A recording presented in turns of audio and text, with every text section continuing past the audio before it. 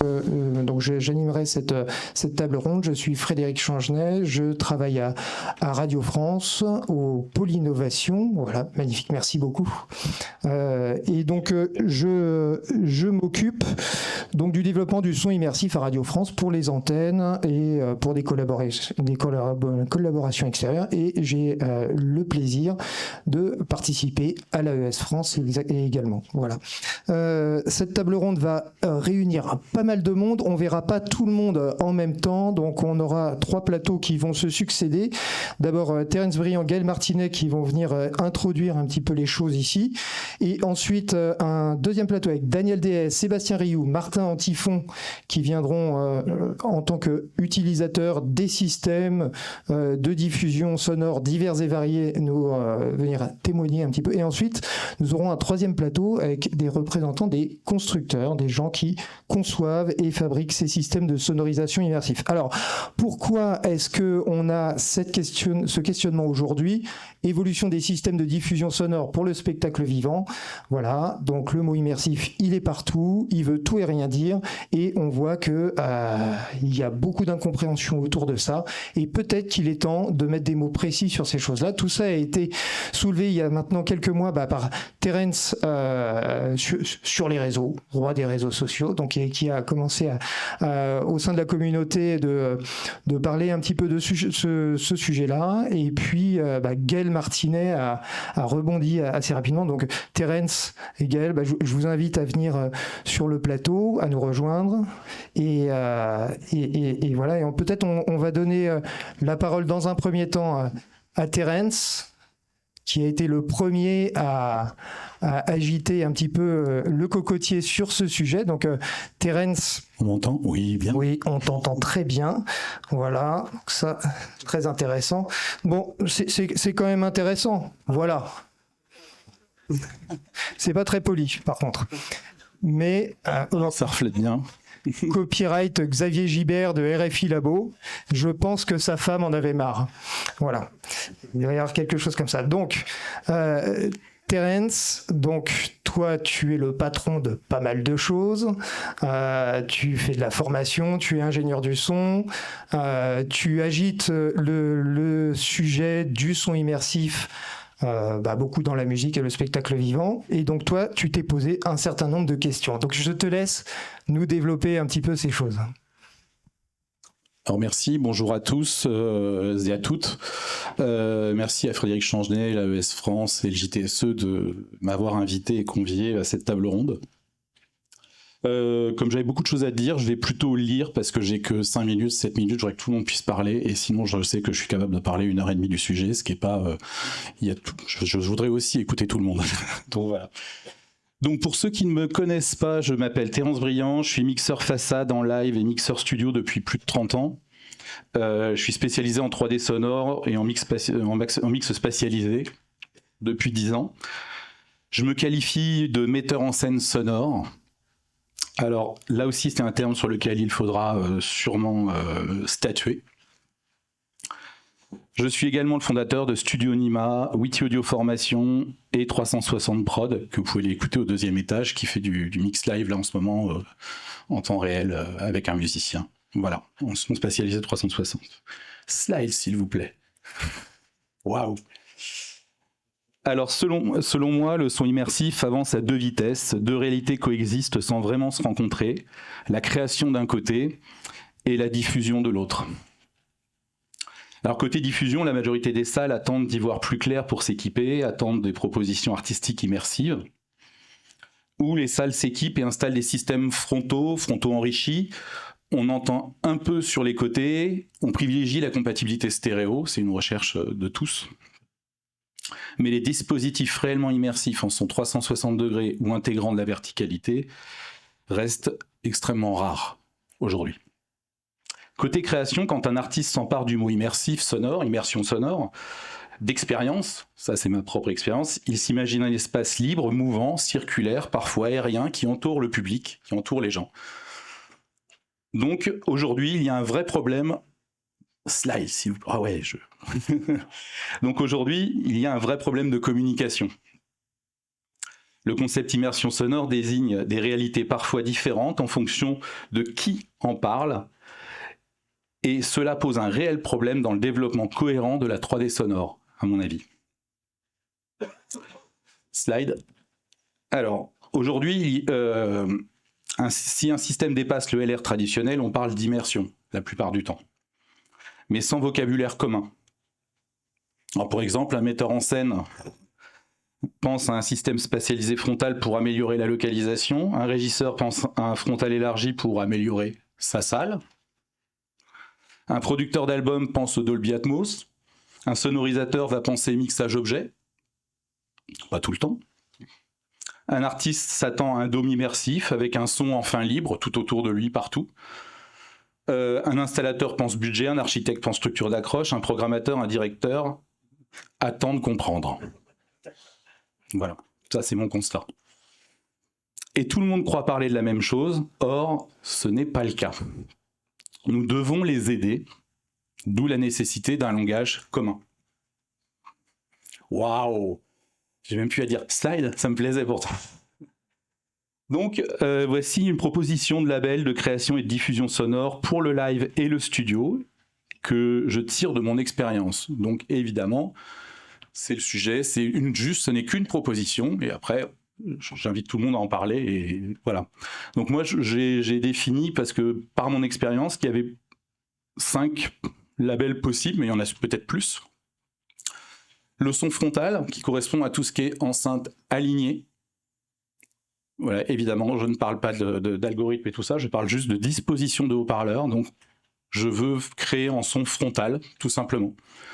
Le deuxième, ce serait du son élargi, donc c'est du frontal avec des enceintes sur les côtés. Le troisième label que je proposerais, ce serait du son 360 degrés. Donc là, je l'ai mis en cercle, mais ça pourrait être aussi bien une salle carrée, cubique, on s'en fiche. Le tout, c'est d'avoir une notion d'arrière, de devant, de latéralité et de tout ce qu'on veut. Je tiens à préciser que ces 3 labels sont de la 2D sonore. Voilà, si on veut rester précis. Le quatrième, ce serait le son dôme. On intègre le Z, on intègre effectivement le côté élévation, que ce soit dessus, dessous. Et le cinquième, ce serait le son excentrique, qui se fait aussi maintenant de plus en plus souvent, dû au stade, etc. Le son, évidemment, central, qui diffuse en extérieur, en excentrique. Donc voilà, tous ces outils, ce sont des outils de communication entre créateurs, audio designers, sonorisateurs, ingénieurs du son, régisseurs, fabricants, directeurs techniques. Voilà, le but, c'est que tout le monde parle la même chose. J'ai bientôt fini. Vas-y. Donc voilà, une typologie comme celle-ci changerait tout pour moi. Elle permettrait enfin aux artistes de créer en connaissance de cause, aux techniciens de préparer plus efficacement les accueils, aux salles de communiquer clairement sur leur capacité d'accueil, et surtout au public de percevoir l'expérience annoncée. Ce qui n'est pas tout à fait le cas en ce moment. Ces labels permettraient à tout le monde de s'adapter. Si nous voulons développer le son immersif de manière cohérente, éviter de nouvelles incompréhensions, protéger la liberté créative permise par le mixage objet, alors il est urgent que création et diffusion parlent la même langue pour moi. Donc pour moi, c'est vital, pour toutes les créations que nous développons avec 360 prod, que nous trouvions ce langage commun. Je compte sur vous. Toutes nos créations sont en 360 degrés, c'est ce qui m'anime moi et me fait vibrer depuis plus de 10 ans. La musique de demain est en train d'y trouver un nouveau souffle. S'il vous plaît, aidons-la. Merci de m'avoir écouté. Merci beaucoup, Terence. Merci beaucoup. Déjà, après une intervention, je pense que le mot immersif, immersion, les mots immersif, immersion ont déjà été prononcés une quinzaine de fois. Déjà, ce serait intéressant de savoir un petit peu de quoi on parle exactement. Qu'est-ce que c'est que la définition de ce mot? En fait, je pense que bien souvent, la problématique qu'on a, c'est que, on a un terme qui a une définition bien précise, mais qui est interprété par les uns et les autres, les différents corps de métier, de l'artiste jusqu'aux spectateurs qui viennent voir les spectacles, et tout le monde a un peu une idée qui est la sienne sur ce terme-là. Donc on voit bien qu'il y a ce besoin de mettre des mots importants. Et juste un mot avant de te passer la parole, Gaël, ce que j'ai pas dit au début, c'est que nous, l'AES France, on voit cette conférence comme étant un peu sans doute un point de départ à une réflexion collective qui engage sans doute toutes les personnes que vous allez voir se succéder ici dans le panel, mais également vous toutes et tous, si vous êtes intéressés, de participer à une discussion, à des groupes de travail sur la définition de labels, de catégorisation, de faire de la sémantique, de la taxonomie, de mettre des mots sur toutes ces choses-là, qui vraisemblablement nous manque un petit peu. Voilà. Donc, Gaël, toi aussi, quand Terence a publié l'été dernier, tu as réagi assez rapidement, et donc tu trouvais ce sujet évidemment hyper important, et il fallait s'en emparer. Tout à fait. Merci. Donc, on t'écoute. Merci, Terence. Effectivement, alors on se connaît bien, Terence et moi, depuis pas mal d'années, et on a partagé pas mal de choses. Et donc, on discute quand même assez souvent. Et j'ai eu l'occasion de voir, de ressentir un peu les difficultés qu'il avait à parler avec les artistes, les productions, etc. Et puis, c'est quelque chose que moi, donc pour ceux qui ne me connaissent pas, moi, je suis à la base ingénieur du son, et j'ai créé une marque qui s'appelle Flux, qui développe des logiciels de traitement du son et un outil de spatialisation de son immersif. Mais en fait, j'ai toujours travaillé dans le son immersif, dans le son surround. Quand j'ai commencé en tant qu'ingé son, c'était plus orienté dans le cinéma. Quand j'ai commencé en tant que développeur, c'était plus avec Merging Technologies. Et donc, on a toujours eu une volonté de faire du cinéma, du surround. Et ça m'a suivi partout. En 2000, par exemple, on a fait les 10 commandements au Palais des Sports, qui était un des premiers spectacles immersifs, avec un son surround dans le Palais des Sports. À l'époque, avec un Pyramix et une console DS3, etc. Bon, tout ça pour dire, pour faire vite, que c'est quelque chose dans lequel je baigne depuis très très très longtemps, et c'est aussi pour ça que naturellement je me suis orienté vers la création d'un outil immersif. Et je me suis heurté à beaucoup de difficultés au départ pour comprendre les choses, et c'est aussi ce qui m'a amené à me rapprocher de l'IRCAM, qui, je le rappelle, travaille sur ces sujets depuis plus de 30 ans. Le SPAT de l'IRCAM a été, sa première release a été, c'était en 1991. Donc, c'est vraiment des sujets qui sont d'actualité depuis longtemps. Et donc, quand je me suis, moi, rapproché de l'IRCAM, je pensais que, naturellement, j'allais avoir un transfert de connaissances et que j'allais pouvoir profiter de toute leur expérience. Sauf que, en fait, ce sujet, il est tellement en devenir, il a toujours été en devenir, il a toujours manqué de définition, même si au sein de l'IRCAM, par exemple, dans la musique contemporaine, il y a eu des tentatives, même d'écriture et de... en fait, après, dans toutes les exploitations qu'on a eues autour, ça a toujours manqué de définition. Et donc, on s'est toujours heurté à ce problème de gens qui nous demandent comment est-ce qu'on peut réaliser des choses. Nous... en tant que fabricant d'outils, on essaye d'utiliser notre expérience pour mettre en place des choses, et on est face à ce mur permanent parce qu'on a un problème de vocabulaire, un problème de dire les choses de manière compréhensible pour tout le monde. Et c'est pour ça que j'ai réagi sur le poste de Terence et son initiative de vouloir créer un label qui me semblait justifié. Moi, j'y ajoute aussi d'autres choses. Parce que ce que je vois dans la volonté de Terence, c'est de définir qu'est-ce que peut être un système de diffusion, qu'est-ce qu'il est capable de rendre. Mais au-delà de ça, il y a une différence toujours entre la volonté de production d'un spectacle ou d'un artiste et la réalité. Donc, je pense qu'on pourrait étendre même le sujet avec un système de score qui pourrait dire... sur tel type de setup, on est capable d'obtenir tel pourcentage d'enveloppement, par exemple. Et là, on touche deux sujets qui me semblent primordiaux. Tu me coupes si si je déborde, on touche deux sujets qui me semblent primordiaux. C'est pour pouvoir définir déjà si un setup il est capable de rendre le son de manière plus ou moins immersive, il faut qu'on s'accorde sur quel est le terme immersif au sens de l'audio. Et on est tous d'accord que immersif, c'est un excellent terme pour décrire comment une personne peut ressentir quelque chose. Quand on lit un roman, c'est immersif, etc. Il y a plein de choses qui sont immersives. Mais qu'est-ce que ça veut dire concrètement sur l'audio ? Donc, est-ce que c'est la manière dont on va être capable de discriminer les sources les unes des autres ? Est-ce que ça va être la précision de localisation dans l'espace ? Ou est-ce que ça va être sa capacité à retranscrire une volonté artistique aussi ? On connaît tous les problèmes qu'on a avec les systèmes classiques, stéréo, ou pire en concert, on pourrait dire c'est plus du double mono. Les phénomènes de masquage, les phénomènes etc. Donc je crois que d'abord on doit commencer par essayer de tous ensemble de définir comment est-ce que on applique ce concept immersif à l'audio.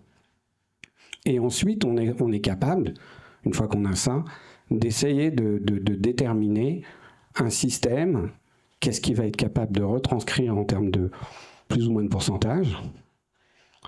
Par exemple, un système frontal, il va donner 40%, et ce qui va être tout à fait bien quand on veut juste augmenter l'expérience sonore qu'on a sur scène. Un système 360, il va peut-être faire 90% à définir, et un système en dôme, il va peut-être faire 100%, etc. Et ensuite, on peut corréler ça avec l'intention artistique. Donc on a d'un côté la production et l'artiste qui veut créer quelque chose et qui va devoir sélectionner un type de setup pour arriver à ses fins. Et puis après, on a la réalité qui est dans les situations où on a un setup existant. Qu'est-ce que ce setup-là, surtout si on ne peut pas le modifier, qu'est-ce que ce setup-là peut... comment est-ce qu'il peut scaler ? Comment est-ce qu'il peut retranscrire au mieux ou pas l'intention de l'artiste, surtout si ça a été conçu sur un autre système. Alors nous, chez Flux, on a cette volonté d'être agnostique des setups et on essaie d'avoir un discours de dire, on crée quelque chose puis on est capable de le retransmettre partout. Dans la vraie vie, c'est souvent faux, faut être honnête. Il y a des tas de situations qui nous mettent en échec de ce côté-là. Donc là, je pense que cette initiative, elle nous permettrait d'arriver à mieux définir qu'est-ce que peut être le setup, quel est son pourcentage immersif au sens de la création, de l'artistique, sa cohérence par rapport entre la technique et l'artistique, et puis après comment il scale sur d'autres setups. Voilà, et ça vraiment pour aider l'industrie à y voir clair, aider les artistes à prendre des choix et savoir comment s'adapter aux différentes situations. Ok, merci beaucoup tous les deux. Donc vous voyez que déjà on a eu que 2 personnes qui ont parlé, on a déjà 2 propositions qui sont quand même assez intéressantes. D'une part, Terence qui nous amène cette idée de catégoriser les systèmes de haut-parleurs, les setups de haut-parleurs qu'on va mettre en œuvre, frontal, dôme, etc. Et puis Gaël qui amène l'idée donc d'un score, d'arriver à quantifier les choses d'une certaine façon. On voit que ça va pas forcément être totalement évident, ça nécessite d'être discuté sans doute un peu à tête reposée, etc. Et donc c'est pour ça qu'il y aura ce groupe de travail qui se mettra en place et pour lequel toutes les bonnes volontés sont bien sûr les bienvenues. Je vous remercie, je vous laisse reprendre votre place et je vais appeler donc le plateau suivant, donc un plateau plutôt constitué donc d'utilisateurs de ces systèmes, donc Sébastien Rioux de Sénarchie, voilà, Daniel Dehaye et Martin Antifon. Messieurs, prenez place. Donc peut-être que Daniel, je vais vous donner la parole en premier. Donc Daniel Dehaye qu'on ne présente plus. Je suis vraiment très très heureux de vous rencontrer. Qui a fait des créations pour le théâtre des centaines voilà, qui a roulé sa bosse un petit peu partout, qui a commis également 2 essais sur le son, sur l'utilisation du son, l'écriture sonore, 5 par. Ok, et autant pour moi. Et donc qui sont vraiment tout à fait, parce que j'en ai lu que 2 en fait, je suis désolé. Et donc je recommande la lecture parce qu'ils sont vraiment très très éclairants et permettent de mettre les choses vraiment en perspective. Donc là, on est rentré tout de suite dans le concret avec Terrain de Ségaël, où on a dit bah voilà, il y a des systèmes de haut-parleurs et puis il va falloir quantifier un petit peu les choses.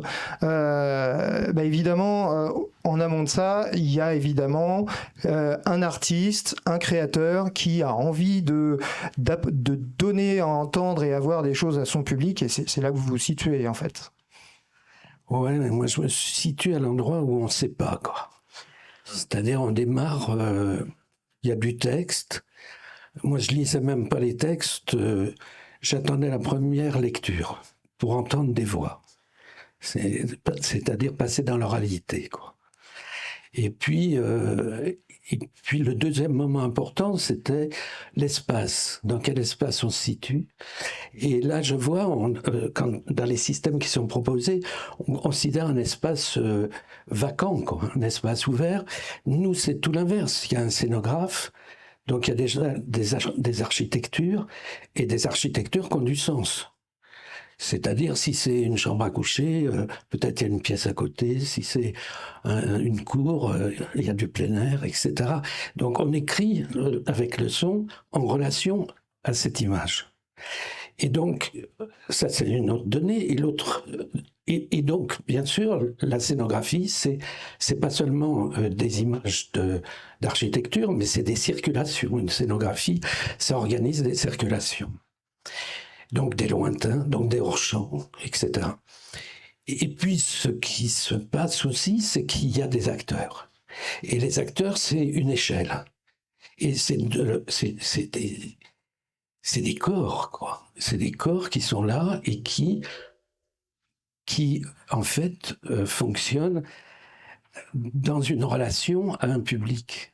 C'est-à-dire qu'ils sont dans un échange en corps à corps avec le public. Et ce qui est intéressant pour nous, au son, c'est de se placer à cet endroit de la relation. C'est-à-dire à ce que notre sonore soit dans la même échelle que ces corps qui sont en relation publique. Donc nous, c'est pas un monde concret, c'est des détails de surgissement d'une écoute.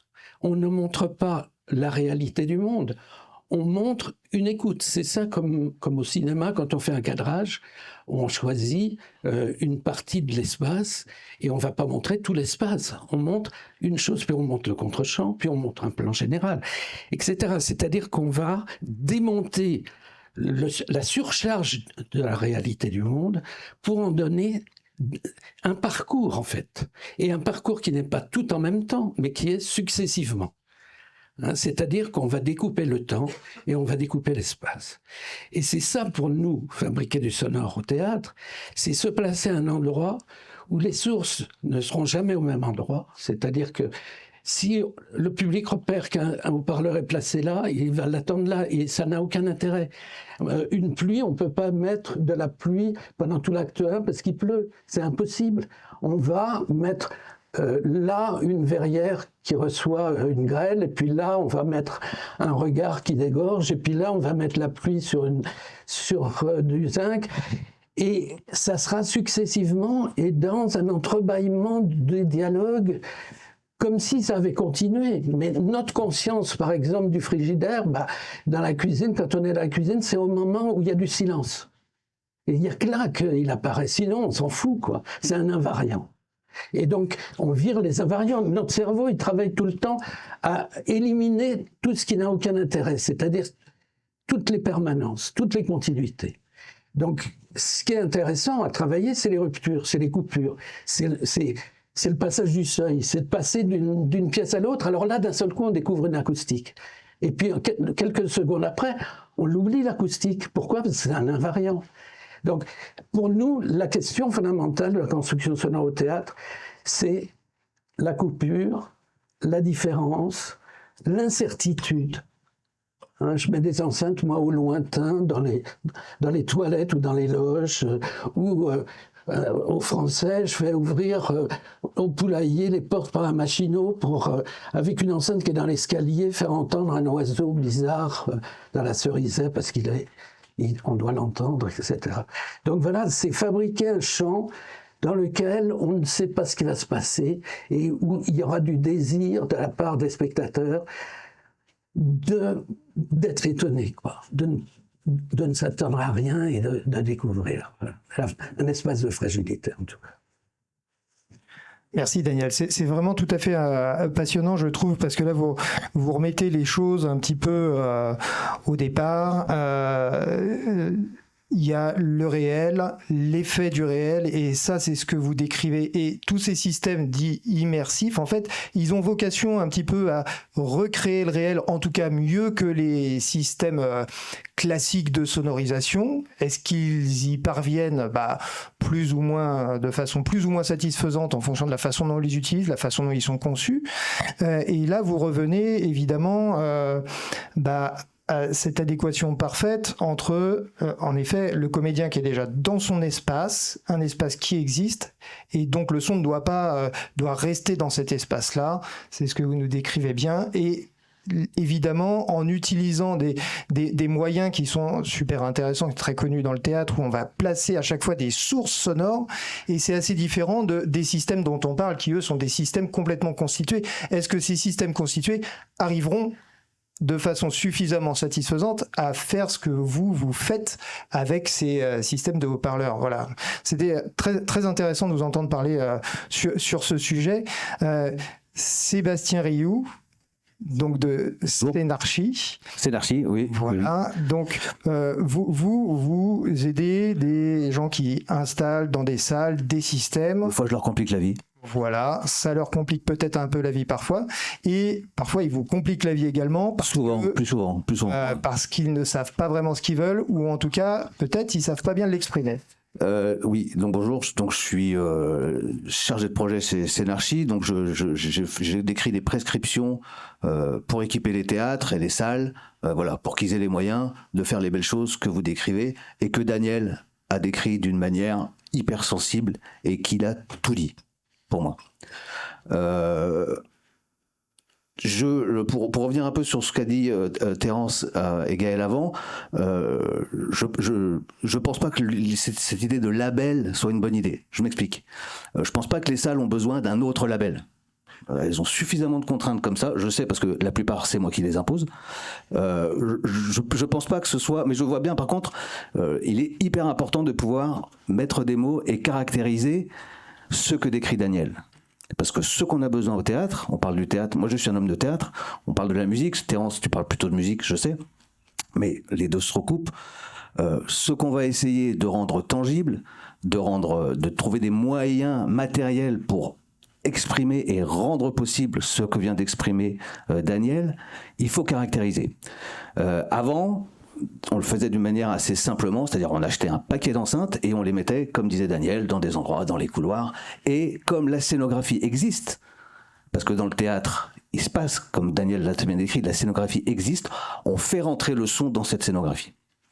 Aujourd'hui, les systèmes de sonorisation spatialisés, je déteste le son immersif, le mot immersif, pour moi c'est un système de spatialisation du son, un moyen software de reproduire le déplacement des enceintes physiques qu'on faisait depuis 40 ans, permet ça, j'en suis convaincu, et les bénéfices du système de sonorisation spatialisée, une fois qu'on l'a vécu, on revient pas en arrière. Enfin, moi, c'est mon cas et je suis l'avocat de ça. Maintenant, voilà, il faut pouvoir décrire, le caractériser et c'est difficile, surtout je rebondis sur, je veux pas m'opposer je trouve que Terence, vraiment ce que tu proposes c'est très intéressant, mais j'ai un peu une réaction pour ça. Je pense que la différence, c'est que pour nous, hommes et femmes de théâtre et de spectacle, comme l'a dit Daniel, on travaille sur une masse qui est la scénographie, le cadre de scène. Moi, 99% des salles que je fais, il y a un cadre de scène, il y a une scène et il y a un public en face. Sur un gradin, au sol, avec 1, 2, 3, 4 balcons. Voilà. Je suis pas dans un studio. Je suis pas dans un studio où je suis à la même distance de toutes les enceintes. Non, non, non. Et en plus, il n'y a pas d'intérêt de reproduire une situation où quelqu'un est seul dans un environnement blanc. Non, c'est une expérience commune et il faut trouver les moyens de caractériser ces systèmes pour amplifier cette expérience commune qui existe et qui est vraiment pour moi, et je pense effectivement que des bons systèmes spatialisés, bien utilisés, permettent de recréer ces événements sonores, ces ruptures, d'une manière beaucoup plus simple qu'avant. C'est-à-dire que, enfin, plus simple, c'est plus compliqué. Mais comme c'est plus simple, c'est beaucoup plus compliqué. Mais c'est vraiment, comment dire, un enjeu de pouvoir décrire cette toile sonore qui pour moi est vraiment ce qu'il faut réussir à caractériser dans un espace. Maintenant, les deux problèmes qu'on a, à mon sens, parce que, bon, décrire la spatialisation, l'amplitude du panoramique, 2D 180, 2D 360, 3D 360, c'est relativement facile. On est un peu tous d'accord là-dessus. Maintenant, il y a quand même des moyens pour le faire. Les algorithmes, c'est le truc qui fâche. On veut pas trop en parler parce que, effectivement, c'est vrai, on n'a pas envie de s'enfermer dans un algorithme. Les constructeurs vont nous en parler après. Ils sont jamais, eux, enfermés dans un algorithme strict. On est toujours dans un entre-deux à essayer de trouver la meilleure configuration. Mais par contre, là où on retrouve un peu ce paradoxe de la création du studio, c'est que on va être dans un studio, on va être tenté d'utiliser un algorithme que j'appellerais convergent, qui sont le VBAP ou la HOA, l'Ambisony, où tout, enfin, j'attends d'être contredit.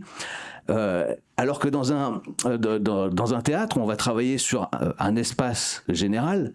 On va plutôt travailler dans une optique plutôt que j'appellerais divergente, c'est-à-dire on n'est pas à essayer de reproduire une position idéale qui n'existe pas.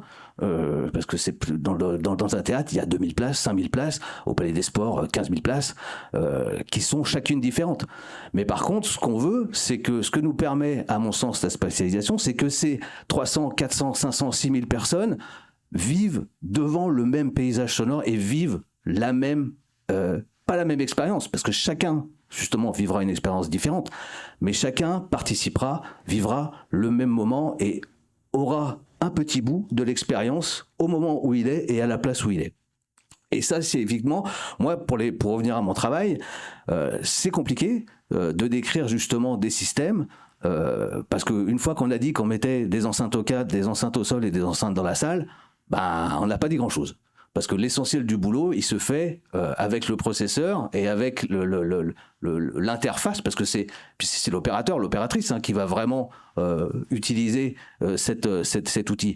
Et pour justement accueillir des créations qui sont faites dans un autre environnement et avec certainement une autre machine, il faut qu'on ait un langage commun. Mathieu et d'autres travaillent beaucoup là-dessus, sur les capacités, un format commun, le fait de passer d'une plateforme à une autre, ça avance là-dessus, moi j'ai bon espoir là-dessus, mais il y a beaucoup de pédagogie à faire aussi avec les utilisateurs qui, eux, souvent veulent une marque. Voilà, ils veulent une marque qui leur plaît, ils veulent une marque. Bon, c'est pas si simple que ça. C'est pas si simple que ça. En tout cas, pour pouvoir leur donner ce qu'ils veulent, déjà il faut qu'ils savent ce qu'ils veulent. Et il y a beaucoup de gens qui ne savent pas trop ce qu'ils veulent quand ils parlent de son spatialisé et d'immersif. Donc il faut pouvoir l'expliquer. Il faudrait emmener Daniel avec nous tout le temps, pour expliquer ce que c'est le son. Daniel, je te propose de suivre. Mais bon, voilà, et il faut pouvoir trouver les mots pour le dire et voilà les mots pour l'écrire ensuite, pour que après les gens puissent le faire.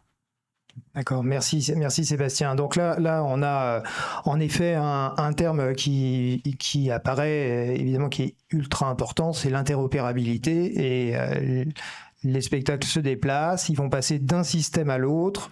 Donc qu'est-ce que ça engendre? Comment est-ce que passer d'un lieu à l'autre, les choses est-ce qu'il y a une continuité? Est-ce qu'il y a des choses qui ne sont discontinues, etc. Évidemment, ça c'est aussi un paramètre qui est très important, et la façon dont les termes sont employés, évidemment, vont être fondamentaux dans la façon dont on va arriver à passer le flambeau d'un constructeur à l'autre. Si le spectacle passe d'une salle à l'autre et que ce ne sont pas les mêmes systèmes, voilà, il faut bien qu'il y ait un langage commun aussi à ce niveau-là. Un langage commun qui déjà en partie existe pour revenir sur des aspects extrêmement techniques, sur la position des sources. Donc on sait, on a un langage commun où tout le monde, tous les constructeurs se réfèrent, qui est l'ADMOSC, beaucoup soutenu par Mathieu Delchini, ici présent, qui agite pas mal de sujets au sein de l'AES France. Bon, ça, c'est le langage technique de communication entre les machines. Il faut aussi un langage commun pour les humains qui les utilisent et qui parlent de tout ça. Voilà, Martin, donc toi, tu es un ingénieur du son, tu travailles dans le spectacle vivant, mais pas que, tu fais aussi du disque. Et donc, ce besoin de sémantique, de mettre des mots, toi, tu le ressens également. Bah oui, parce que pour que les artistes puissent comprendre l'intérêt de tel ou tel système, il faut déjà qu'ils aient conscience de comment est-ce qu'ils vont exprimer eux-mêmes, avec eux-mêmes, dans leur esprit artistique, cette demande. On peut faire des analogies très simples. Ils veulent un son brillant, ils me disent pas on veut un 12 kilos, ils veulent un son chaud, ils veulent une nuance piano, bon, ils veulent moins 6 dB ou moins 10. Et c'est vrai qu'on peut avoir besoin de trouver un vocabulaire. Ce qui est assez marrant, c'est qu'on a de toute façon déjà pas vraiment de vocabulaire pour définir certains termes. Un son chaud, si je le traduis en fréquence, ça veut dire quelque chose de différent pour tout le monde. Donc...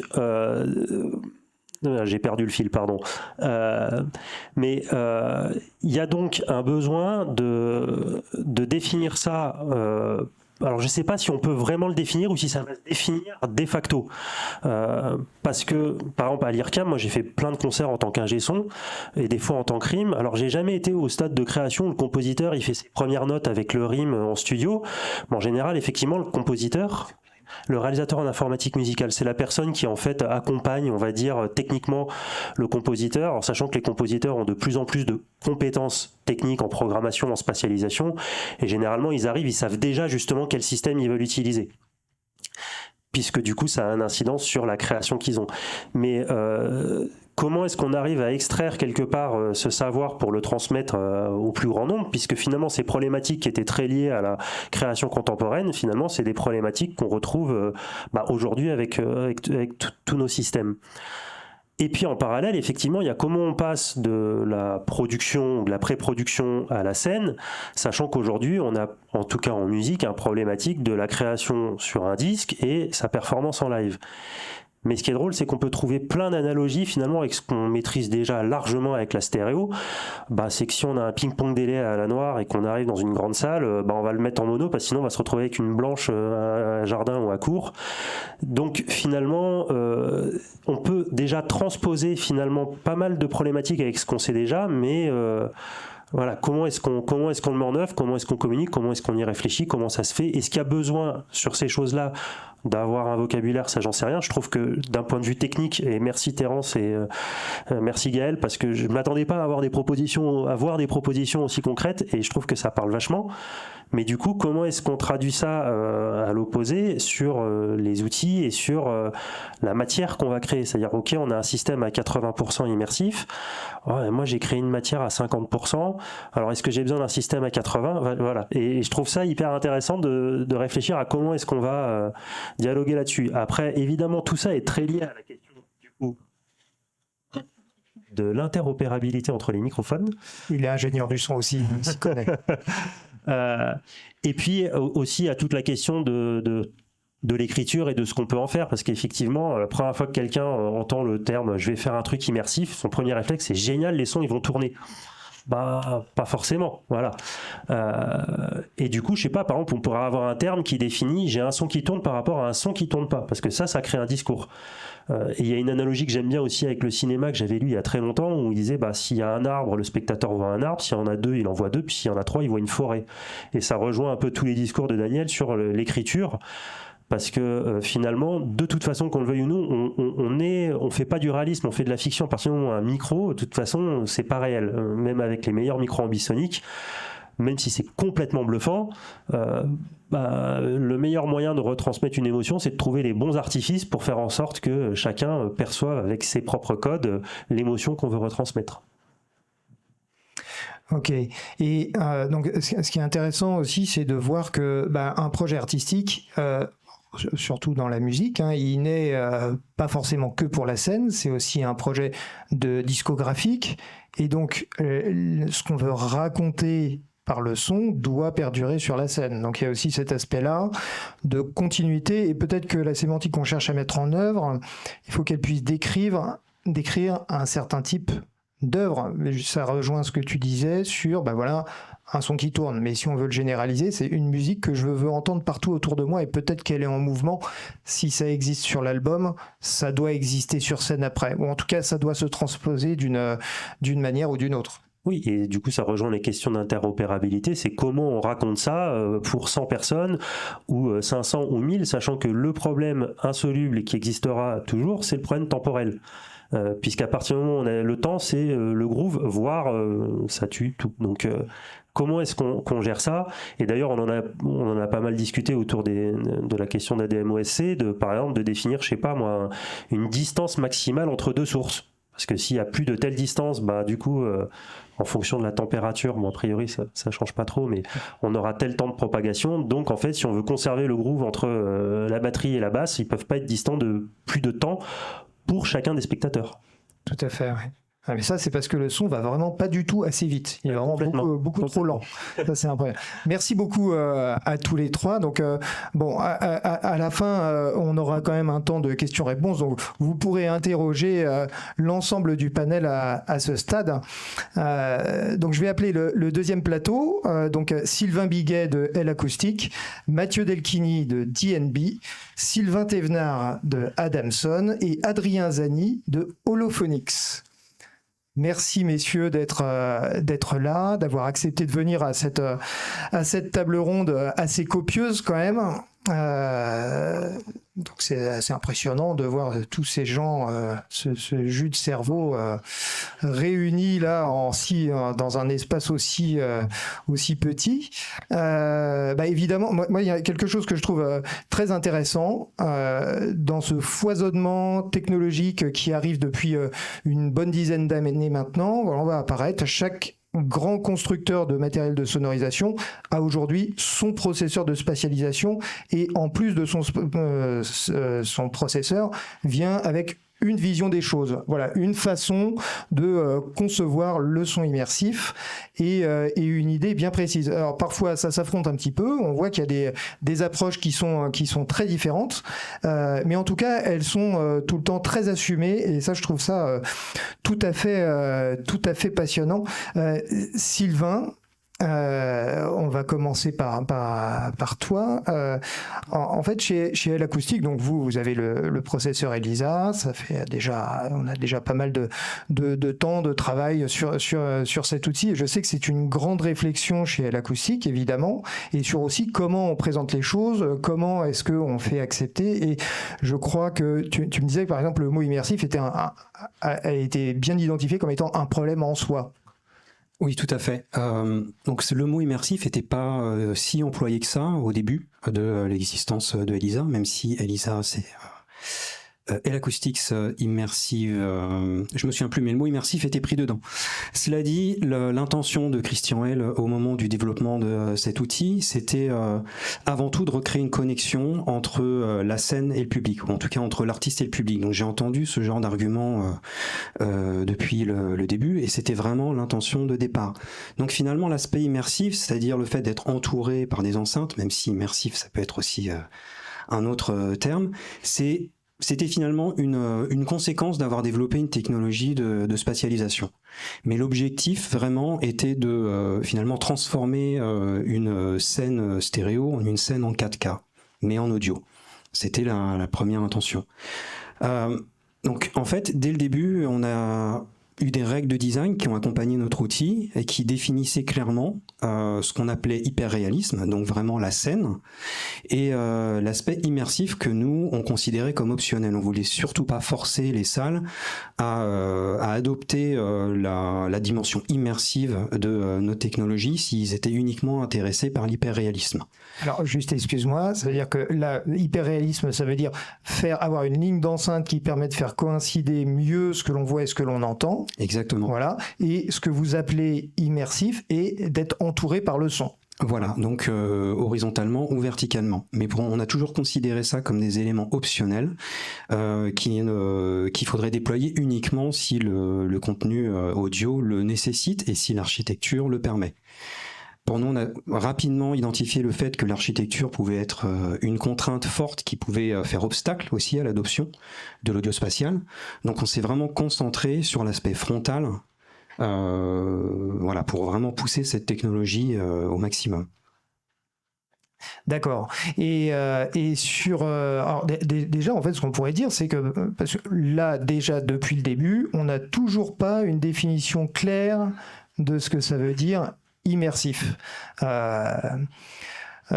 à l'heure on a entendu que par exemple quand on lit un livre c'est immersif. Bah oui, parce que ça, c'est l'immersion narrative. L'immersion, comme ça a été défini par Sarvesh Agrawal, c'est une dissociation d'état mental. Ça veut dire que je lis un livre, je quitte l'instant présent, je suis assis dans mon RER B, c'est pas forcément très agréable, ça bouge, il y a du bruit et ça pue, mais néanmoins, je pars dans des mondes imaginaires proposés par l'auteur. Et ça, c'est l'immersion narrative. Et l'immersion perceptive, eh bien, c'est là que le son immersif intervient, et c'est là qu'on a un peu plus de mal à le définir, puisque je vois, Sylvain, qu'à l'acoustique, par exemple, une ligne frontale, ça n'est pas considéré comme immersif. On s'est posé la question. On a décidé vraiment de trancher dans le terme, pour nous en tout cas, et de considérer que immersif, c'est quand on dépasse un panorama, enfin quand le panorama dépasse une ligne frontale. Alors qu'on pourrait se dire que déjà le fait de faire coïncider ce que l'on voit et ce que l'on entend, ça permet de mieux rendre compte de la scène sonore, de la rendre plus pertinente par rapport à la proposition artistique, et donc d'être plus facilement plongé dans l'univers de l'artiste, et donc contribuer à l'immersion, et donc on pourrait estimer que c'est du son immersif déjà. Oui, absolument, absolument. Mais c'est vrai que ça crée une telle zone grise que, en tout cas, en tant que constructeur, on a besoin d'envoyer des messages clairs. Donc, on a décidé de pas utiliser ce terme de manière trop forte, en tout cas. Et est-ce que vous estimez que par rapport aux relations que vous avez avec les clients potentiels, les artistes, les ingénieurs du son, les gens qui s'équipent dans leur salle, est-ce que ça c'est un discours qui leur paraît très clair? Est-ce que c'est Oui, ça permet de clarifier les choses, puisque comme ça a été dit avant, et quand un artiste ou quand une production vient nous voir pour qu'on leur parle de notre technologie ELISA, ils s'attendent effectivement à des sons qui tournent, à être immergés dans le son, ou parfois aussi ils sont assez résistants en fait à cette technologie, parce qu'ils s'attendent à ce qu'on leur propose de faire tourner des sons simplement et d'être magiquement immergés dans le son, quand bien même il y a peut-être quatre musiciens uniquement dans la formation. Donc en fait, on a tout ce discours. C'est pour ça qu'on a essayé d'être vraiment très très clair sur nos termes. On a vraiment ce discours pour essayer de déconstruire les attentes qu'on a justement à partir de ce mot immersif. Et on peut le faire assez rapidement, effectivement, avec ces termes-là d'hyperréalisme et d'immersion, vraiment de séparer ces deux termes. D'accord. Merci beaucoup pour ce retour. Sylvain Thévenard de Adamson. Donc vous avez conçu un processeur de spatialisation avant d'être intégré à Adamson, s'appelait Fletcher Machine, s'appelle toujours Fletcher Machine, et fait maintenant partie de la galaxie Adamson. Comment est-ce que vous réagissez par rapport à ça, par rapport à cette proposition sémantique finalement de l'acoustique qui établit ses propres termes d'une certaine manière? En fait, on a la même démarche depuis l'origine. En fait, la première présentation publique de la Fletcher Machine, j'avais dit, moi j'aimerais qu'on parle de son spatialisé. Le son immersif pour moi est une comment on appelle ça, c'est une erreur, c'est un terme qui est galvaudé, qui représente pas grand chose. Je vois quantité de gens aujourd'hui qui me disent je suis parti en immersif. Ah oui, je suis parti en tournée en immersif. Et tu avais quoi? J'avais 5 clusters en face du public. Voilà, donc je suis d'accord. La sémantique pour moi de l'immersion, c'est ce que tu disais, Fred. Quand on lit, on s'immerse, on rentre dans une histoire. Et puis aussi sur la discussion qu'on a pu avoir l'autre jour, je suis d'accord avec toi. Peut-être que ces systèmes spatialisés aujourd'hui aident l'auditeur ou le spectateur à être mieux immersé dans le projet artistique. Mais pour moi, en fait, l'idée même de son immersif me fait penser à un son en 3 dimensions, tout autour de moi, au-dessus de moi, de partout. Donc utiliser ce terme immersif à tout bout de champ, en plus je trouve qu'on l'utilise vraiment à tout bout de champ dans tous les domaines, c'est pas que dans le domaine de l'audio. Voilà, donc depuis le début, chez nous, chez Adamson, on parle de son spatialisé, enfin on défend cette idée de son spatialisé qui peut aller jusqu'à, d'un système frontal jusqu'à un système de type dôme, avec du son qui peut arriver de tous les endroits de la salle, où on va pouvoir parler d'immersif, mais là, du temps, c'est plutôt de la spatialisation sonore. D'accord, mais vous ne faites pas une différenciation aussi claire que L-Acoustics entre une ligne d'enceinte sur le devant et un système surround entre guillemets, avec des enceintes qui entourent le public. C'est une sorte de continuité. Oui, c'est une sorte de continuité. Et puis, de toute façon, on voit bien aujourd'hui, on a quand même encore, on reste principalement sur des spectacles orientés, avec Sébastien en parlait tout à l'heure. On a une scène, un système de diffusion, un public en face de la scène. Donc on a de toute façon pour 99% des spectacles, un spectacle qui est orienté. Donc on va travailler d'abord sur un système frontal pour rendre une image de ce qui se passe sur scène la plus cohérente possible. Et ensuite on va mettre des enceintes en surround autour du public, au-dessus du public, pour faire de l'effet de salle, pour faire des effets, pour faire plein de choses. Et là on va plutôt parler de système hybride, c'est-à-dire qu'on va avoir des systèmes, nous on a beaucoup travaillé là-dessus, avoir des systèmes qui vont permettre de nous recréer cette belle image extrêmement cohérente pour l'intégralité du public.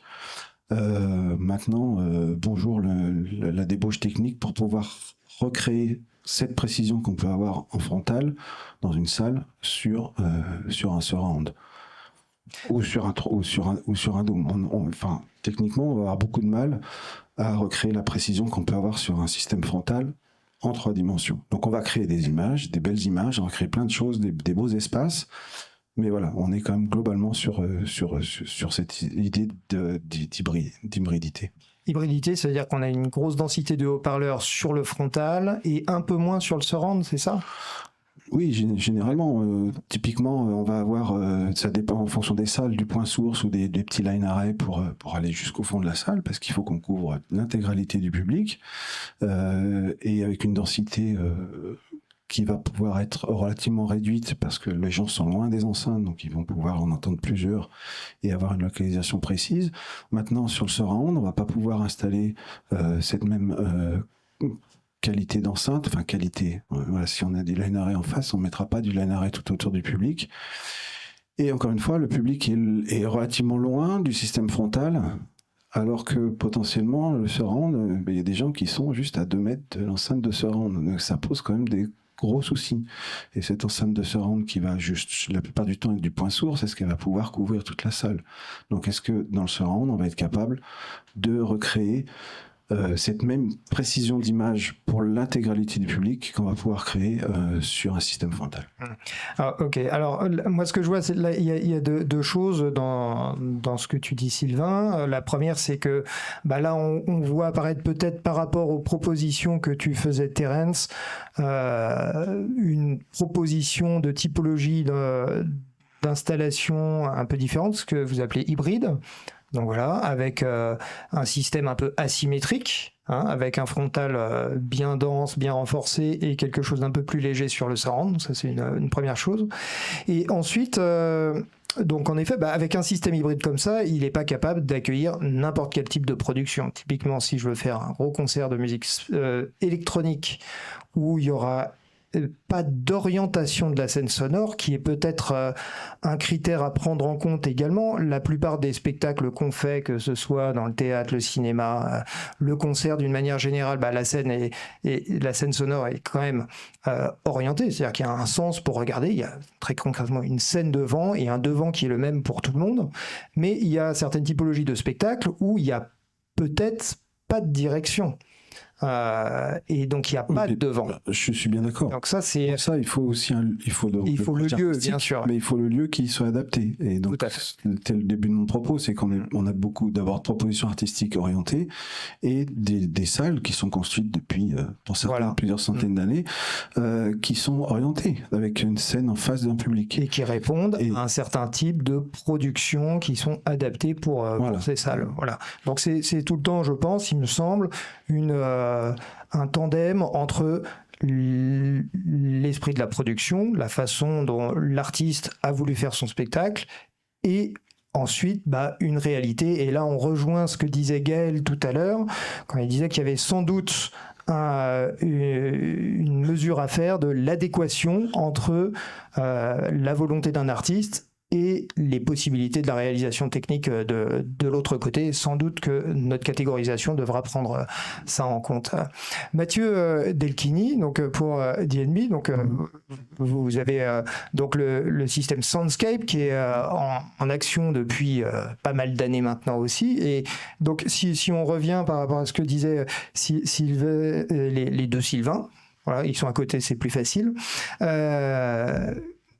Dans tous les spectacles que tu as pu accompagner, comment est-ce que toi tu vois un peu ce qui est demandé dans les typologies de spectacles qui sont, est-ce que tu vois beaucoup de scènes 360 ou plutôt des spectacles frontaux? C'est quoi un peu les proportions? C'est quoi l'étendue des choses que tu as pu observer durant toutes ces années?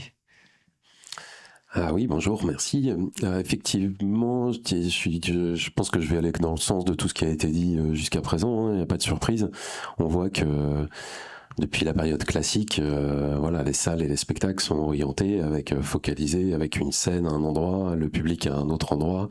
Et on va dire qu'au moins les 3/4 des scénographies de spectacles attendus sont comme ça. Donc finalement, c'était le cas du cinéma aussi, où il y a l'écran qui donne aussi une direction privilégiée dans l'espace aussi, peut-être de l'immersif du cinéma depuis de la fin des années 70, qui était déjà un peu orienté LCR plus un surround, séparé et peut-être plus petit. Moi, je vois que ça reste comme ça, évidemment, toutes les salles de spectacle, en général, les théâtres, les salles de musique qui sont faites plutôt pour la musique non amplifiée sont en général avec une scène et puis une zone d'audience bien délimitée. Et l'objectif des artistes, elle est déjà de se dire, nous on emploierait peut-être plus un mot intéressant, c'est la localisation. On l'a pas encore dit, mais la localisation du son, c'est-à-dire simplement avoir le contrôle sur là où on veut entendre les sons.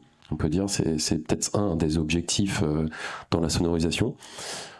Pris dans un autre sens, on pourrait se dire que la sonorisation, souvent, elle introduit une autre forme de distorsion dans la localisation. C'est-à-dire que, naturellement, un acteur sera entendu à un endroit, sans sonorisation, en pure acoustique, ou un violon dans un ensemble instrumental sera entendu à un endroit. Et on voit que la sonorisation, avec cette fameuse double mono, elle a tendance à casser, en fait, la localisation naturelle. Donc nous, c'est plus, d'ailleurs, le soundscape, en fait, est un critère, c'est pas un produit ou une technique ou quelque chose qu'on a développé, DNB, on avait réfléchi début 2018 quand on a commencé à parler de soundscape si on devait le traduire en français, parce que c'est pas un trait de marque, donc on aurait pu. Voilà, je pense que le plus proche, ça aurait été toile sonore. Je pense que c'est assez proche de l'idée de dire qu'on veut pouvoir utiliser et créer une toile et faire en sorte que l'expérience soit vécue par les spectateurs à la fin, donc que cette toile soit pas déformée par le dispositif de reproduction. Et du coup, Soundscape, c'est un critère de qualité dans notre simulateur qui va permettre de voir la distorsion entre là où on voudrait entendre le son et là où on l'entend. Donc déjà c'est ça, c'est-à-dire que nous on met juste en place un outil qui va permettre de limiter cette distorsion entre ce que voudrait faire l'artiste, là où voudrait le metteur en scène, là où on voudrait entendre les sons, et ce qui est vraiment l'expérience du public. Ce qui veut dire qu'on n'est pas prosélyte d'une forme d'esthétique ou de se dire est-ce qu'on veut que ça soit vrai frontalement ou dans le 360, là c'est pas nous qui allons décider en vrai, c'est l'artistique. Donc c'est là où je trouve que la démarche de caractérisation elle est très intéressante, parce que finalement dans l'immersif il y a sans doute deux gros écueils. Un, c'est de frustrer. En fait, ils sont basés sur l'expérience, et il faut que l'expérience du public qui se dit je vais voir un spectacle qui est annoncé comme différent, il faut bien qu'il puisse l'entendre cette expérience. Sinon, il va ressortir déçu en disant tiens, on m'avait annoncé, vendu un truc différent d'habitude. Et si c'est pareil que d'habitude, ou si ça marche pas, c'est décevant. Et il pourrait y avoir une déception de la part du public, finalement, de l'expérience, et qui va décevoir ceux qui ont investi dans le matériel, qui ont fait l'effort de s'équiper, de sortir de zone de confort pour faire les choses autrement. Si à la fin ça se représente pas par une expérience du spectateur, c'est un peu inutile. Et je dirais l'autre fail, pour moi, c'est l'expérience du musicien. Donc c'est pour ça intéressant aussi que les musiciens apprennent à expliquer ce qu'ils veulent faire, entendre, parce que eux aussi soient pas déçus de se dire ah mais j'avais créé ça avec je sais pas à la maison sous un casque en binaural, et d'arriver dans une salle et de se rendre compte qu'en fait ça marche pas. Et ça c'est aussi un truc qui risquerait de rendre de faire un fail en fait sur ces histoires d'immersif. C'est que s'il y a une déception de la part de l'artiste, de se dire bah en fait on m'avait vendu que ça allait être super, que ça allait marcher comme ça, et que ça fonctionne pas, bah, évidemment ça crée aussi une forme de déception. D'accord. Alors oui, sur ce point-là, donc ça veut dire que l'artiste peut commencer à bosser sur un certain système chez lui, donc au casque en binaural, ou alors sur un système multicanal dans son studio équipé en 5 points ou 7 points ou je ne sais quoi. Évidemment, ça ne se reproduit pas exactement de la même façon dans une salle de concert où là il y a la distance. Ce que nous expliquait Martin, évidemment, le son avance tout doucement et donc les phénomènes temporels sont hyper importants. Et puis après, il y a la réalité que nous décrivait Sylvain, où évidemment toute une partie des spectateurs vont avoir une enceinte se rendre juste à côté d'eux. Donc, qu'est-ce que ça veut dire pour eux? Et donc, il y a peut-être une notion de robustesse sémantique d'une image sonore qu'on aurait créée, une robustesse sémantique à arriver à conserver le sens qu'elle porte en passant d'un système domestique ou d'une écoute au casque, qui est quelque chose de très particulier, peut-être jusqu'à la salle de concert, ce qui serait une sorte de Graal en fait, possible ou pas à définir, peut-être aussi quelque chose à quantifier de ce côté-là. Mais sur est-ce que toi tu as pu observer des fois des demandes de 360 complets, ou est-ce que ça c'est très rare finalement? Ouais, ça reste très rare. Ça reste. Je dirais 3/4 c'est frontal, une scène, on veut simplement que ça va se passer sur la scène, donc il faut que le son soit sur la scène. Et par ailleurs, c'est déjà un peu un challenge de dire on veut pas que ce soit dans la coulisse, à gauche, à droite, mais sur la scène, au théâtre, on pourrait dire. Et le deuxième, je dirais, c'est les scènes centrales. Effectivement, on a parlé dans les stades, c'est vrai, mais c'est pas que dans les stades. En vrai, les zéniths sont plutôt un demi-cercle, mais c'est plutôt divergent. Les cirques aussi, tout ce qui est, enfin, il y a beaucoup de scénographies en fait qui sont plutôt divergentes et où en fait ce qui se passe est au centre du public. Donc c'est un peu l'inverse aussi d'un surround. Et enfin, peut-être, je dirais que ça représente moins de 5%, c'est sûr, peut-être 1%. J'ai entendu 99%. On vous dit bon, c'est sûr, c'est encore très rare qu'il y ait une demande, vraiment une volonté de faire quelque chose dans le surround. Peut-être un petit peu à modérer avec les applications d'acoustique virtuelle, de reverb, parce que là, bien sûr, la réverbération sur 360 dans le surround, c'est facile et ça fait sens très vite et c'est pas une question d'écriture. Donc ça, c'est plus courant. Déjà. Et ça s'inscrit dans ce que Sylvain décrit comme des systèmes hybrides, voilà, ou avec une asymétrie entre un frontal et un surround. Ouais. En termes de dynamique, ouais. Ouais. Je vais revenir juste une toute petite seconde sur ce que tu disais et que tu considérais comme un fail, c'est-à-dire l'expérience du public qui, on lui dit tu viens voir un spectacle immersif et en fait il n'entend pas forcément de différence. J'imagine que dans le travail mené par Daniel, je pense que les spectateurs quand ils sortent du théâtre ils se disent pas j'ai entendu un son qui sortait d'une enceinte, c'était fantastique, et il y a bien évidemment sans doute des fois où nous ingénieurs du son évidemment il faut qu'on reste très très modeste et on n'est pas au centre du spectacle et le travail ne doit pas s'entendre. Donc je me dis, peut-être c'est pas forcément un fail si on l'a pas entendu. Si justement on a parfaitement localisé le chanteur là où il était sur scène, je pense que la majorité du public ne s'en rend même pas compte. En tout cas, il ne le conscientise pas, et c'est pourtant un succès d'une certaine manière. Donc est-ce que on le considère comme un fail ou pas? Non, on peut rester dans l'idée de la caractérisation. Ce qui est important, c'est que celui qui a la volonté artistique, esthétique, qui veut faire quelque chose, puisse exprimer simplement ce qu'il veut, et que la réponse technique soit en adéquation avec la demande artistique. Donc c'est là où il y a un vrai intérêt à caractériser tout ça. Okay. C'est que c'est en aidant. Moi, ça arrive régulièrement où il y en a qui arrivent en disant tiens, tu peux pas nous faire une étude ou nous dire ce qu'il faudrait mettre comme sonorisation dans ce lieu-là, puis qu'on me dise et puis maintenant tu peux nous faire une variante immersive. Dire, ok, mais tu veux entendre quoi? Ça va être quoi l'idée?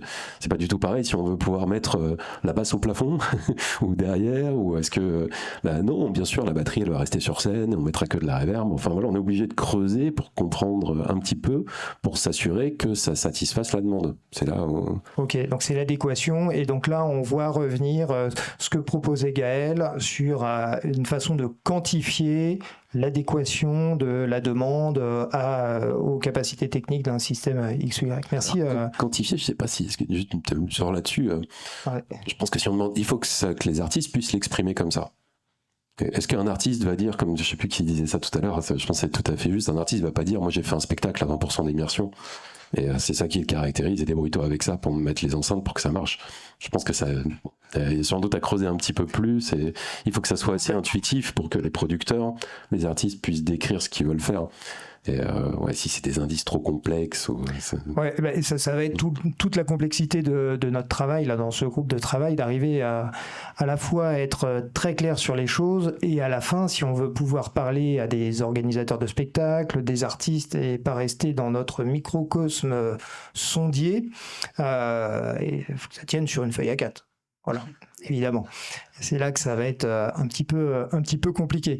Adrien Zani, donc de Holophonics, tu vas être le dernier à prendre la parole là, avant qu'on prenne les questions-réponses. Donc toi, tu as contribué, ou même fait en très grande partie, le processeur de spatialisation donc de Amadeus, et donc qui s'appelle Holophonics. Merci, c'est bien de passer en dernier parce que j'ai pas mal de perches à apprendre un peu de tout le monde et des idées qui ont été lancées.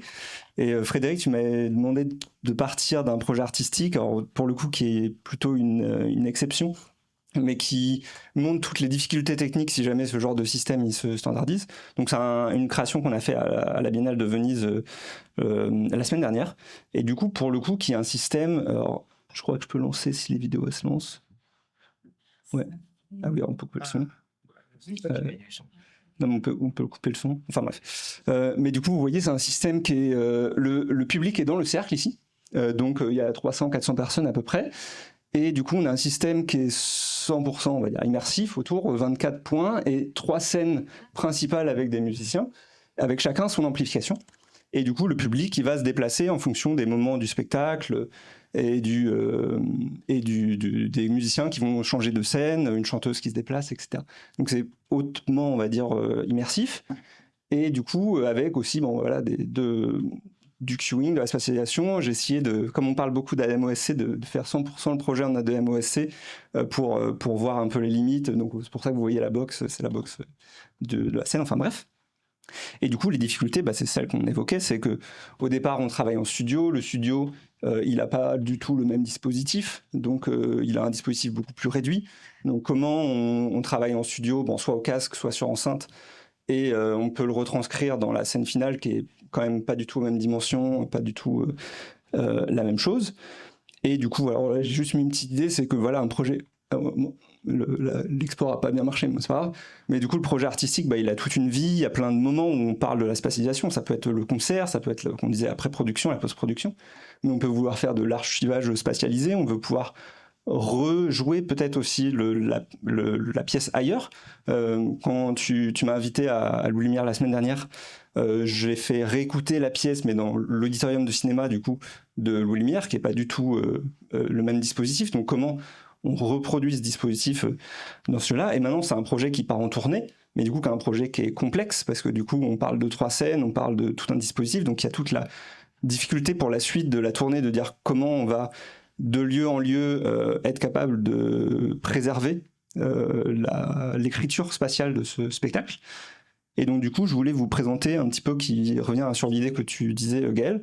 Donc je présente le travail d'un de nos chercheurs qu'on a en commun avec l'IRCAM, qui s'appelle Hector Tessier, et qui justement, un de ses travaux, c'est d'essayer de définir et de prédire l'immersif de dispositifs de spatialisation.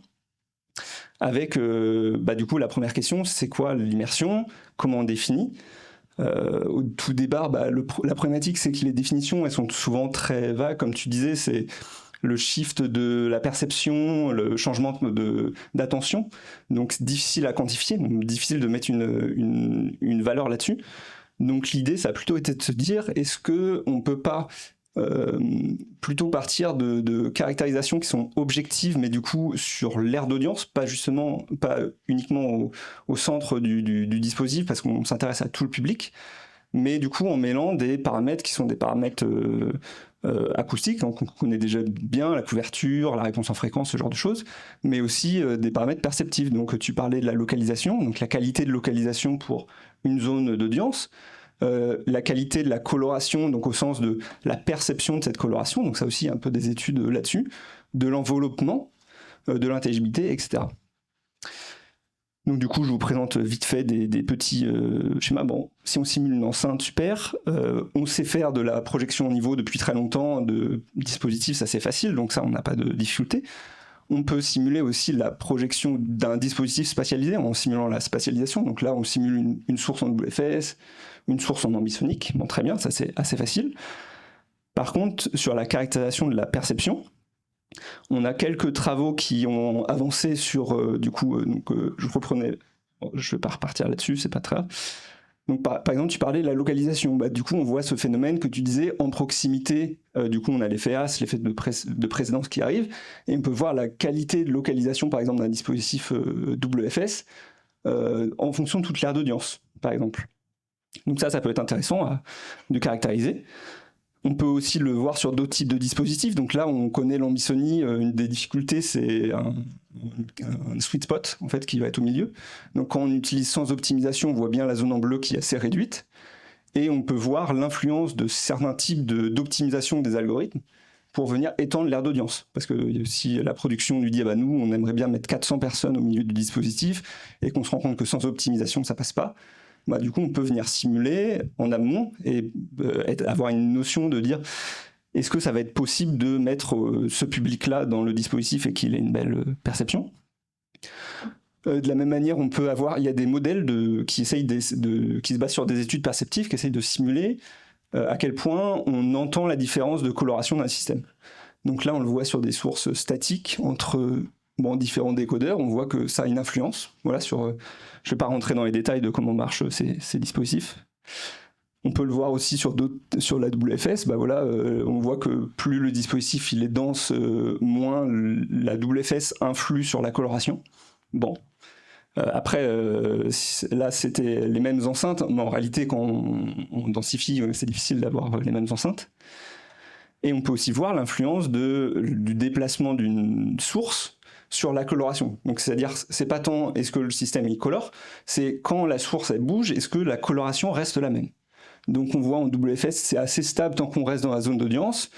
En ambisonique, ça dépend, mais dès qu'on est sur les côtés, ça devient difficile.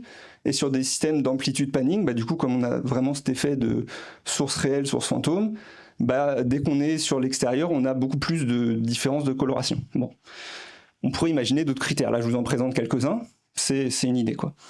Et du coup, la perspective pour moi là-dedans, c'est de dire, est-ce que, en fait, un peu comme on peut avoir des profils, par exemple, sur la qualité timbrale, est-ce qu'on ne pourrait pas définir des profils avec des seuils acceptables en disant, voilà, ce projet que j'ai créé, que ce soit l'artiste ou le concepteur sonore ou le technicien qui définirait ces seuils, qui dirait, voilà, différents critères qu'on a définis ensemble, qu'on se met tous d'accord de dire ça, c'est des critères qui nous semblent pertinents. Et on dit, voilà, sur la localisation, moi je trouve que pour ce système, j'accepte jusqu'à 15 degrés, 20 degrés, j'en sais rien, de défaut de localisation, mais pas plus. Sur tel autre critère, je fais autre chose. Typiquement, si on fait du renfort sonore spatialisé, peut-être qu'on veut plus mettre en avant l'intelligibilité, la localisation. Si on fait un projet très immersif, peut-être qu'on veut est plutôt musical, peut-être moins de coloration. Enfin voilà. Donc on peut avoir chacun, en fonction des projets, des besoins différents. Et du coup, on pourrait essayer de se mettre ensemble, de discuter ensemble, de définir des profils, on va dire qu'on pourrait appeler profils immersifs, quoi, et que du coup, chacun pourrait définir ses seuils d'acceptabilité du dispositif, quoi, pour suivre la vie du projet, quoi. Voilà. Merci beaucoup, merci beaucoup. Donc là, ça rejoint évidemment très fortement toutes les questions donc sur les métriques. Est-ce qu'il faut justement mettre des échelles? Donc là, on est évidemment sur des choses quand même. On rentre déjà bien, on a bien ouvert le capot du moteur. Peut-être que pour un installateur de salle, un artiste, c'est ce genre de choses-là, c'est aller trop loin. C'est important que nous on l'ait bien entendu. Et donc, quelles seront les métriques qui vont parler voilà, à un artiste, un organisateur de spectacle, etc., un ingénieur du son même, voilà. Donc ça va être un peu l'objet. Merci à tous pour votre contribution. Est-ce que ça va être à vous de jouer maintenant. Est-ce que vous avez des questions pour nos panélistes talentueux? Oui, alors peut-être on va faire circuler des micros.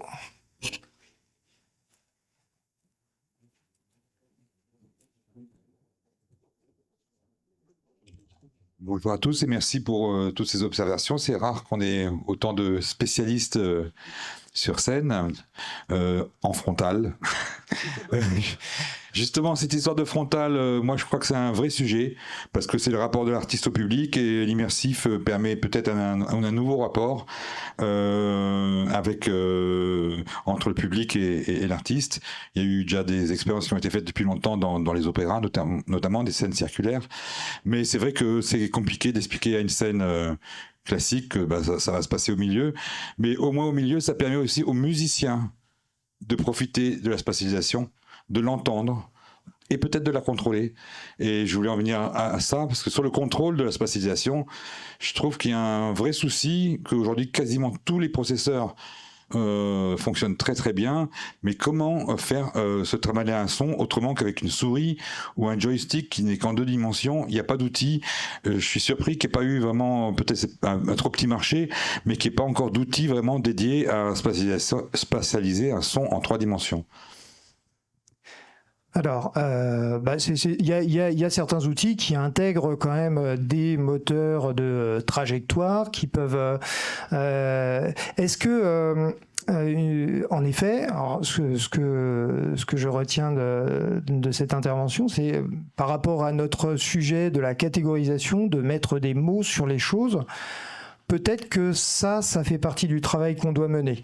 Et sur les mouvements qu'on va donner à une source sonore, peut-être qu'il y a des mots génériques à trouver sur des trajectoires, sur un certain nombre de choses. Donc, Martin Antifon souhaite répondre. En fait, c'est vrai que les musiciens aujourd'hui, les guitaristes, ils ont des pédales de délai, des pédales de chorus et tout ça, et en fait, ils maîtrisent très très bien la stéréophonie. Donc peut-être que pour qu'ils arrivent à maîtriser aussi un peu tous ces discours possibles, il va leur falloir, comme vous le dites, des outils. Alors c'est vrai que les moteurs de spatialisation offrent plein de systèmes de contrôle et de plus en plus. Mais peut-être qu'il leur manque aussi des systèmes de contrôle dans les outils de création. Il y a un copain qui m'a écrit très récemment et il me dit j'ai une prod dans Pro Tools, il y a quoi comme panner à part le Dolby Atmos Panner où on est obligé de printer les automations après coup, c'est un enfer. Il y a 2-3 trucs sympas qui existent, mais vraiment à la marge. Et c'est parce qu'il y aura des outils que les créateurs vont pouvoir utiliser chez eux, à la maison, dans leur studio, qu'après ils vont être capables de prendre en main les outils des professionnels. Sébastien Réau. Alors, il y a des outils qui existent, il y a des accéléromètres ou des caméras 3D qui permettent de capter des mouvements et qui peuvent s'interfacer en OSC avec les processeurs. Donc, il y a exactement tous les moyens. Par contre, voilà, ça demande, effectivement, c'est pas un truc qu'on achète sur Thomann. Il faut un peu... mais ça existe et ça se fait très bien avec des manettes de Wii aussi. Il y a des consoles. Alors, les consoles de jeu sont des outils formidables. Ils sont faits pour ça. Gaël Martinet.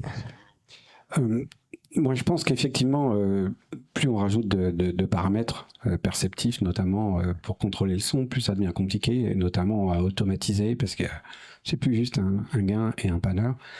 Et donc, il nous reste à trouver comment rendre tout ça beaucoup plus dynamique, permettre aux artistes d'interagir plus avec le contrôle de tous ces paramètres qui font le son spatialisé.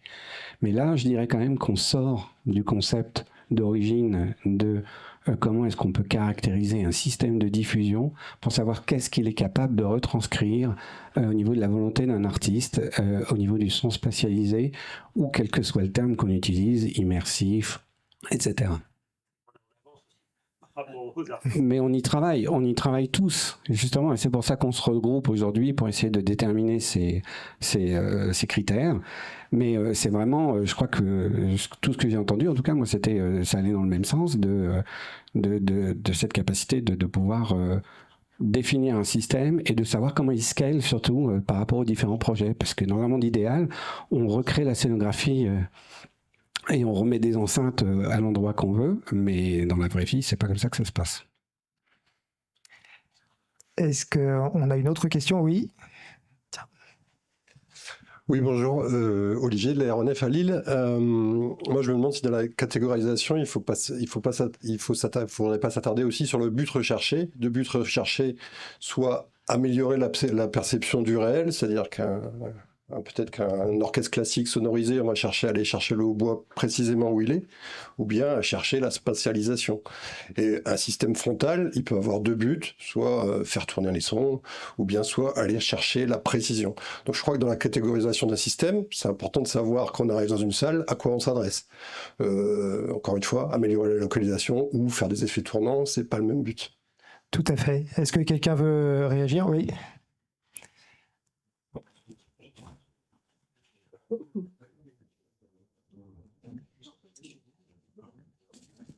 Merci.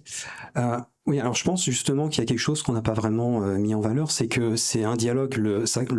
Cette discussion démarre pas forcément toujours du même côté, parce qu'en fait on parle de caractérisation pour pouvoir définir quel est le besoin d'un artiste, mais l'artiste doit aussi avoir besoin de savoir quelles sont les possibilités. Parfois, c'est aussi, comme je le disais, les limites architecturales, c'est-à-dire que dans une salle, on va pas pouvoir atteindre l'objectif idéal justement pour cette spatialisation. Et dans ce cas-là, en fait, on va analyser, on va voir ce qui peut être fait dans cette salle, et ça va déterminer quel va être le canevas, en fait, ou la toile, je sais plus comment tu l'as déterminé, mais ça va définir ensuite quelles sont les possibilités artistiques. Et après ça, on peut expliquer à l'artiste justement de quelle manière il peut exploiter cette chose-là. Mais il y a vraiment toujours ces variables, il y a les limites technologiques, enfin les limites, disons les contraintes technologiques, les contraintes architecturales ou géométriques, et après l'envie de l'artiste. Et l'artiste va devoir sûrement revoir et réviser sa vision artistique par rapport aussi à ce qu'il a en face de lui. Est-ce que quelqu'un d'autre veut répondre à la question? Oui. Moi, c'est sur un autre. Oui, allez-y, on vous écoute. En fait, moi, je me pose la question, est-ce qu'on n'est pas embêté par immersif parce que le mot qui est intéressant est déjà pris. Le mot intéressant, c'est stéréophonie. Et stéréophonie, ça vient pas de deux. Stéréo n'a aucun rapport avec une dualité. En chimie, on a de la stéréochimie. C'est la forme des molécules dans l'espace. Stéréo, ça veut dire solide. Et en fait, tout ce on tourne autour, là, on parle de localisation, etc. Mais la stéréophonie au sens strict, et Fletcher travaillait là-dessus au laboratoire Bell, c'était vraiment de rendre la présence du son tangible dans l'espace. Et en effet, en stéréophonie, les images fantômes se forment entre deux enceintes. Néanmoins, si je peux me permettre juste de réagir à ça, la façon dont je vois les choses, je me dis, la stéréophonie, en fait, c'est une représentation codifiée de l'espace sonore. Je prends un système microphonique, j'enregistre des grillons la nuit, l'été, donc c'est magnifique, ils sont partout autour de moi. Je le retranscris sur mon système stéréophonie. Les micros sont les grillons sont entre les deux enceintes. L'ensemble du monde sonore des grillons qui, dans la scène réelle, était partout autour de moi, se retrouve retranscrite face à moi, dans la part de camembert, entre les deux enceintes. C'est une représentation codifiée, imagée de l'espace sonore, non réaliste, Ce n'est pas un problème en soi qu'elle ne soit pas réaliste, néanmoins, elle est codifiée d'une certaine façon. Les systèmes de son immersifs visent, y arrivent-ils ou pas, ça c'est une autre question, à retranscrire l'espace sonore tel qu'il était autour de nous au moment de la prise de son. Et c'est là qu'il y a une dualité, je trouve. Mais en fait, pour moi, quand on a mis le mot stéréo sur 2 enceintes, on s'est trompé. Ah, alors ça c'est peut-être autre chose. C'est ça que je dis. Ouais, je vais compléter ce qu'il dit. Je veux dire, là, sémantiquement, l'écoute binaurale, c'est l'écoute avec 2 oreilles, c'est pas l'écoute au casque. Allez. Ah, c'est pour ça que c'est la reproduction binaurale et pas l'écoute binaurale. Mais oui. Non, vous avez dit quelque chose d'intéressant. Moi, ça fait partie de notre histoire avec la Fletcher Machine, justement. Vous avez parlé d'Harvey Fletcher. Donc, Harvey Fletcher, qui est considéré comme l'un des pères de la stéréophonie, sauf qu'à l'origine, il n'a pas travaillé avec 2 enceintes, il a travaillé avec plus d'enceintes et plusieurs micros. Donc, la stéréophonie vient effectivement de plus d'enceintes que seulement 2, en fait. Voilà, historiquement. En tout cas, du côté de chez Bell, Blumlein a fait peut-être d'autres choses, mais Harvey Fletcher a travaillé sur de la stéréo en multi-diffusion. Moi, si je me permets un petit commentaire à 2 centimes, c'est que qu'on utilise immersif, stéréo pour dire relief ou 3D, enfin bon, bref, ça n'empêcherait pas qu'on se poserait la question sans doute qu'il faudrait qu'on soit plus précis dans la caractérisation, non? C'est finalement... C'est pas la question de la caractérisation, c'est ce mot immersif qui est un peu... qui emmerde quand même la moitié des gens. Mais vraiment. Une question au fond. Merci. Oui, bonjour. Moi, j'aimerais rebondir justement sur la question de l'immersif.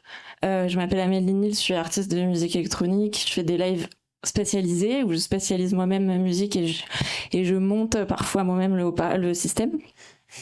J'ai aussi fait des recherches de master à Paris 8 entre 2015 et 2018 où j'ai tenté, dans un de mes mémoires, de définir la notion d'immersion. Et donc justement, c'est hyper intéressant tout ce que vous avez dit. Mais voilà, l'immersion, ça vient de immerger, donc dans l'eau. La notion de bain sonore. Moi, j'aime beaucoup cette notion-là. Et ça vient surtout ça fait appel à quoi? Au ressenti, surtout physique, et au ressenti émotionnel, en fait, de l'auditeur et de l'auditrice.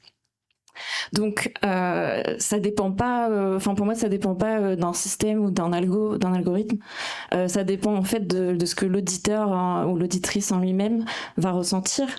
Voilà, et ça dépend aussi de l'acoustique du lieu, du son choisi, du spectre, voilà. Et du coup j'ai bien aimé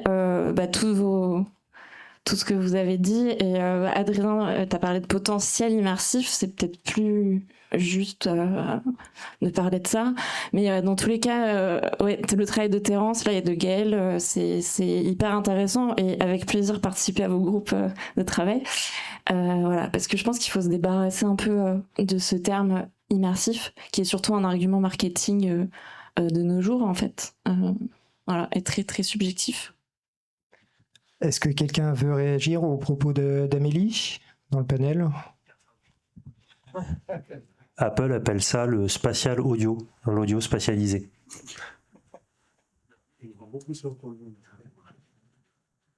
Ouais, mais c'est exactement pour ça que je trouve, et pour ce que vient de dire Amélie, que le terme immersif n'est pas si mauvais si on est capable de caractériser comme il faut et de mettre les poils autour, hein, et de dire qu'est-ce que c'est capable de faire et que ce soit à peu près clair. J'en ai un. Je vais pas mettre là. Non, moi je suis très content que Amélie évidemment réagisse parce que c'est ce que je prône et comme vous l'avez compris, je travaille de plus en plus avec moi je suis ingénieur du son, évidemment je travaille stéréo entre guillemets depuis 30 ans et là pour moi c'est très important parce que j'ai découvert la spatialisation et l'immersif et tous les mots qu'on va mettre dessus avec des concerts Pierre-Henry à l'époque, etc., que j'ai été voir et j'ai été touché et j'ai compris, vraiment j'ai plongé dedans et j'ai compris un nouvel univers qui s'est ouvert à moi. Je connaissais aussi le travail de Monsieur D avant et que je trouve remarquable et que j'adore, mais effectivement moi c'est comme si on m'avait ouvert en tant qu'ingénieur du son une nouvelle page autour de moi, une nouvelle toile, comme disait Mathieu. Et ça fait 10 ans que cette toile, je me dis que va falloir la remplir, va falloir faire des choses. Et j'ai écouté des choses qui m'ont bouleversé en spatialisation quand ça vient de la création. C'est pour ça que je parle de création tout le temps. Et moi, je vais défendre vraiment dans ces catégorisations le côté création, compatibilité de la création, puisque je pense que c'est par la création qu'on va arriver au 360 degrés à tout ça. C'est pas la technique, elle va aider. Et donc, moi, je vais défendre le côté, effectivement, compatibilité de création et que les artistes qui commencent à créer, comme Amélie, puissent avoir des lieux pour eux, puissent avoir une compatibilité, puissent être accueillis dans des salles, comme maintenant au Temps Machine. Voilà, il y a des salles qui commencent à s'équiper et il faut vraiment que les salles comprennent vraiment le propos artistique. Et moi, je trouve que c'est primordial et c'est là-dessus que je me batte. Et je suis très content que voilà, tout le monde en parle, tout le monde est dedans. Et j'espère qu'on va trouver un compromis et surtout un langage commun, comme on dit, pour qu'on puisse tous parler la même chose et pouvoir accueillir les gens qui font ce genre de création. Et j'ai l'impression qu'effectivement, si je veux étendre un petit peu, la création aujourd'hui, quand on parle de création spatialisée, immersive, tout ce qu'on n'arrive pas à... voilà, moi je la définis souvent comme 360 degrés de plus en plus parce que ça facilite plein de choses. Quand je parle avec beaucoup d'artistes, de plus en plus, ils me disent « Bah ouais, moi je finis en 360 degrés parce que c'est 2D, parce que c'est plus simple à contrôler. » Justement, quand on parlait de contrôle tout à l'heure, je sais plus le monsieur qui était là-bas, on est sur un axe XY et c'est bien plus simple que de rajouter un Z qui est génial, hein, mais qui pose quand même des soucis de contrôle, on n'y est pas encore. Et voilà, moi je rêve un monde demain où effectivement il y aura, en tout cas les musiciens électroniques s'y mettent de plus en plus à remplir cette toile. Moi je travaille avec des orchestres qui commencent à composer dans cette toile sonore. On peut revenir à Bernstein, hein, il y a des gens qui ont composé pour du son spatialisé 360 degrés bien avant, hein, c'est pas complètement nouveau. Hein. Bach l'a fait, etc. Donc on n'est pas... Faut pas se prendre pour des grands novateurs, faut se prendre juste sur des gens où il y a des créations, il y a des volontés artistiques. Arrêtons de se limiter, on a été limité pendant longtemps, la technique nous propose d'ouvrir le débat artistique. Surtout, essayons de nous entendre avec les artistes. Essayons de ne pas faire de cloisonnement comme je pense qu'il est en train d'arriver. Et essayons d'accueillir tout le monde dans des bonnes situations et surtout ne pas méprendre le public sur ce qu'on lui propose. Voilà. Bah merci Terence, c'est toi qui avais débuté cette session et bah c'est toi qui l'a conclu également. La boucle est bouclée. Merci pour votre présence et votre écoute.